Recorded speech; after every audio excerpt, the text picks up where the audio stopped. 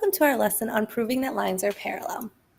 So we can get a lot of useful information from lines being parallel, so we want to find ways that we can show that they are. In our opening exercise, we're just going to explain, which means we don't have to write a formal statement reason. We just want to figure out reasons why they could be parallel. So take a second and pause the video and try this. Okay, welcome back. There are multiple ways you could have done this, but one that I noticed is that we have this shape inside.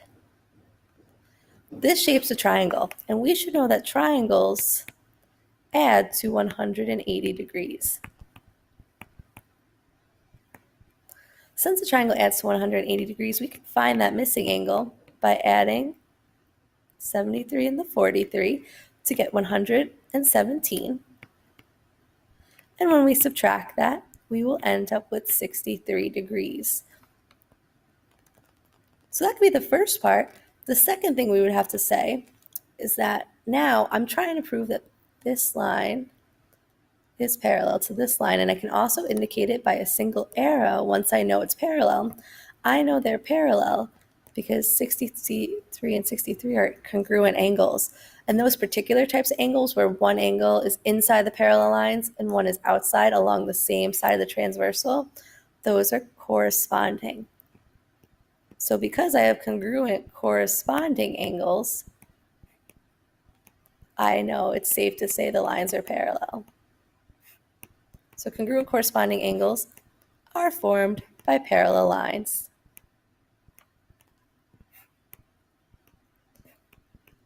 So as long as I mention both of those things, it's completely perfect answer. Now, some of you might have done something different. You might have found this missing angle. This missing angle with the 63 and 74 is also equal to 180 because it's a straight line, those three. So because these three angles add to 180, the other angle, it's going to match 43 here. If you have 43 and 43, when you see a Z shape, such as this, those are my alternate interior angles. So instead of using corresponding, you could say angles on a line add to 180, and because we have congruent alternate interior angles, it's just another way to do it. That's the nice thing about geometry. It's not one response that fits all. You can find it in multiple ways as long as you know your definitions. So today, we're going to take this up a notch. We're going to prove that lines are parallel. So we either need to find a pair of alternate interior angles or corresponding angles. So in our first exercise, we have a proof. And we want to prove the lines are parallel after we write out our given. So in this case, we know that A is parallel to B and that B is parallel to C. But we don't necessarily know that A and C are also parallel. So let's start with just looking at our 2. Now I'm going to indicate that the lines A and B are parallel by a single arrow, and the lines B and C are parallel by double arrows just to show that they're parallel to each other. We haven't necessarily said that all 3 are parallel. If I look at the first pair, 1 and 2, and it's cut by this transversal, we might be lucky to see the same thing with that Z shape. That means angle 1 and angle 2 are congruent.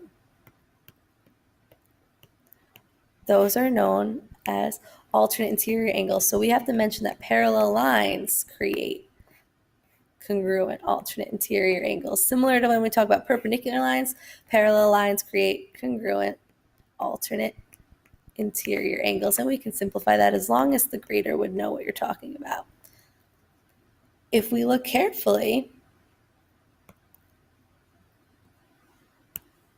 between these 2 lines that are parallel, we might also be able to see that we have another pair. Angle 3 is congruent to angle 4. So I'm able to put that in there for the same reason. So notice I just attached it to number 2. If I wanted to write it out again, I could, but it's the same reasoning, so we don't need to write that out again. One thing we could notice also from our picture is that here we have vertical angles. So any vertical angles are formed by intersecting lines. So they didn't have to be parallel, but we always have them as soon as 2 lines intersect, and that those angles across from each other are our vertical angles, and they're always congruent. The nice thing about this is now we should notice that 2 and 3 were in our previous ones. We can take this and put it all together now and say that angle 1 is congruent to angle 4. Because 2 and 3 are already congruent, I'm just replacing and substituting in. So replacements are the substitution property.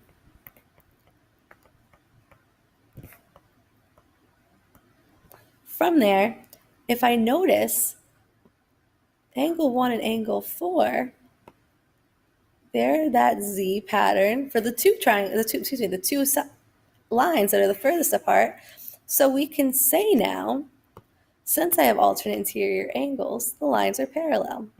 So A is parallel to C, the lines, because congruent alternate interior angles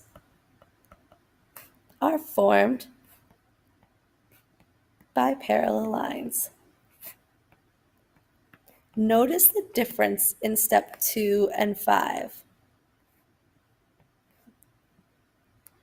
Okay? 2, we knew the lines were parallel, so we had congruent alternate interior angles. In 5, we knew the angles were congruent, and they were formed by parallel lines. So that wording does matter, depending on what we're trying to prove and what we have as our statement. Now, in exercise 2, we have two triangles. We have AC and AC and DF bisect each other at E. We want to prove parallel.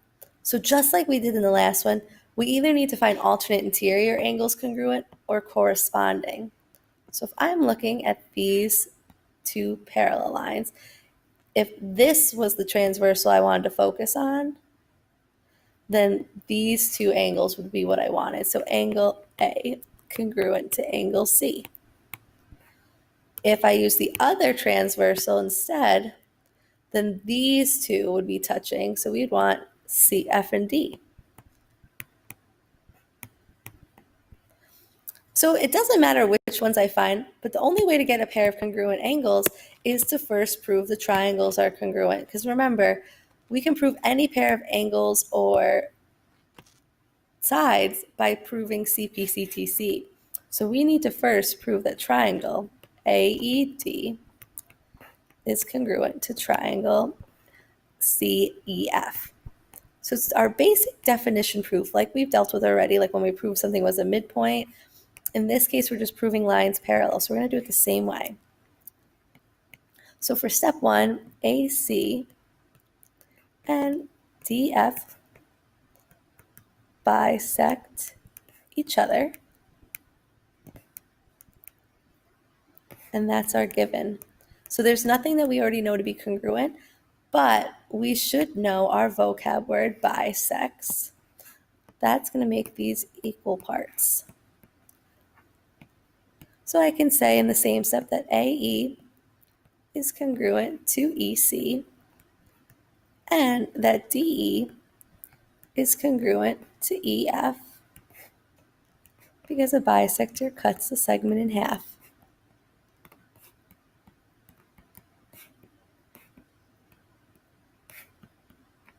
The next thing I should be looking at, so I've done everything that the given mentioned, what I should still be able to find here is that we have vertical angles. We always have vertical angles. I'm going to label them 1 and 2. Anytime you have that crisscross of intersections of lines, we know we have vertical angles. We don't need the lines to be parallel to have them. We've always had them since we started these proofs. And that's enough. If I read my picture and I see the markings, I know my triangles are congruent by side angle side. So triangle AED is congruent to triangle CEF by side angle side. Now remember the strategy we developed in the beginning here. We can use both angles or we could use one. I'm just going to write angle A is congruent to angle C. If you use F and D, that's totally fine because we know both pairs are congruent by CPCTC. Corresponding parts of congruent triangles are congruent every time. And then because those angles A and C here are alternate interior angles, we know that the lines AD is parallel to FC because we had congruent alternate interior angles that were formed by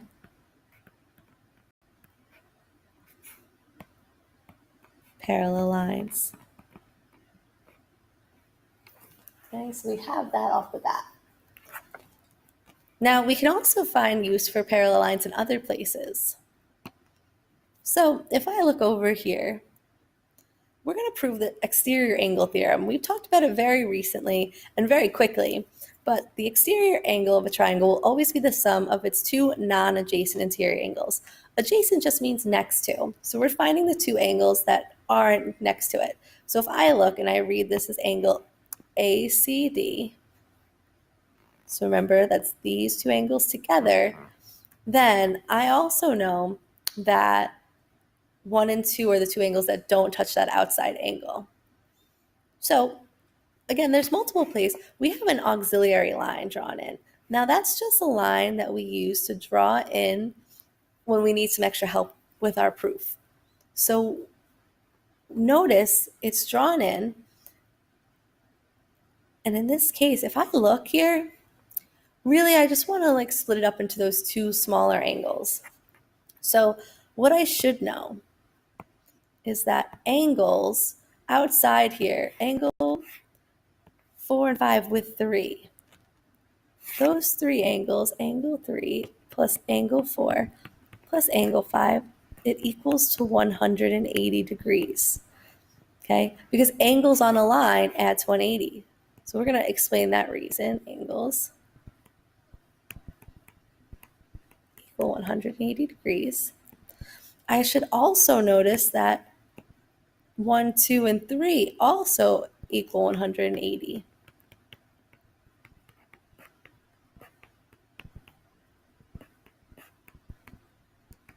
So that's triangles equal 180 degrees.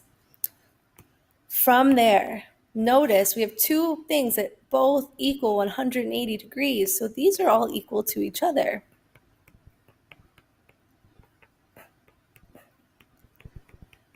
So anything that's equal to each other, that's just by substitution. So make sure you write in substitution here.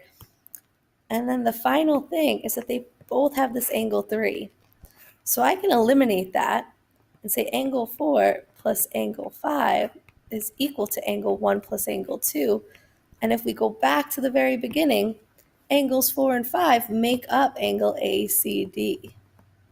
So this is angle ACD. Basically, every time we know that those angles should equal each other. They both need 3 to add up to 180. So we can kind of cancel that out and subtract that out. Why does it make sense to claim that an exterior angle of a triangle must always be greater in measure than either of the two remote interior angles? Now, remote just means the two that are not closest to the exterior angle. So this is a remote angle and this is a remote angle. Neither of those two can be greater than the outside because think about it, 1 and 2 have to add to that exterior angle, that ACD. If either of them were going to add up, they have to make sure that the two are smaller so they can add up to ACD. So they can't exceed by themselves because they have to be added together. Let's see how the exterior angle theorem actually works.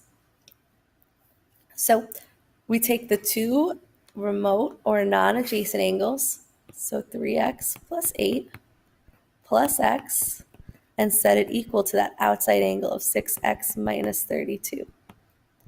And then in this case, we're going to solve for x. So I'd have 4x plus 8 equal to 6x minus 32. Subtract 4x from both sides to get 2x. Add 32 to both sides to get 40. And we get 20 equal to x. However, remember it said to solve for BCD, so we have to plug that back in. Okay, when we plug that back in, we'll get our final answer. Last thing I wanted to talk to you about in this video, we saw it briefly on the top, but an auxiliary line is drawn into a picture that helps us